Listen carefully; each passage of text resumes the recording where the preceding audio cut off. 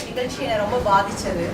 அந்த நிகழ்ச்சியை பற்றி நேற்று நைட்டு நான் எஃபியில் ஒரு அப்லோட் பண்ணியிருந்தேன். அதை நான் இங்கே வாசிக்கணும்னு ஆசைப்படுறேன். அந்த நிகழ்ச்சியை சொல்லிடலாம் ஃபஸ்ட்டு நினைக்கிறேன்.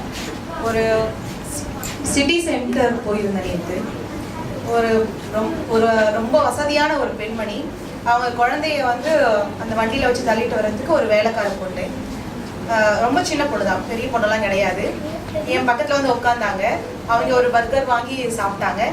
இன்னொரு பர்கர் வாங்கி அந்த வேலைக்கார பொண்ணு கையில் கொடுத்துட்டு அந்த குழந்தைக்கு ஊட்ட சொன்னாங்க. கடைசி வரைக்கும் அந்த பொண்ணுக்கு எதுவுமே வாங்கி தரல. ஆனால் அந்த பொண்ணை நான் ரொம்ப நேரம் வாட்ச் பண்ணிகிட்டே இருந்தேன். அந்த பொண்ணோட கண்ணில் அவ்வளோ ஒரு ஏக்கம்.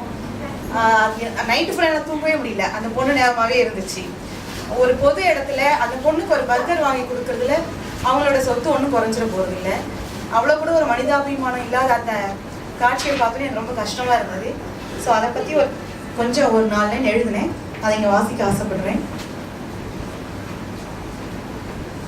என் மரியாதைக்குரிய எஜமானியே, என் பெற்றோரின் வறுமை என்னை உனக்கு அடிமையாக்கி இருக்கலாம். ஆனால் நீ அறிவாயா, என் உணர்வுகள் உனக்கு அடிமை இல்லை என. உன் குழந்தையின் வண்டியை தள்ளிக்கொண்டு உன் பின்னால் வரும் எனக்கும் இன்னும் பாலியம் மாறவில்லை.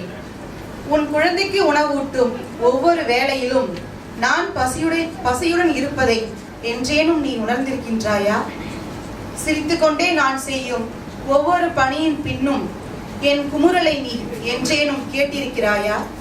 அடுத்த ஒரு பிறவியிலாவது பணத்தோடு கொஞ்சம் மனத்தையும் நீ நான் வணங்கும் கடவுள்களில் எவரேனும் ஒருவர் உனக்கு தர கடவுள்.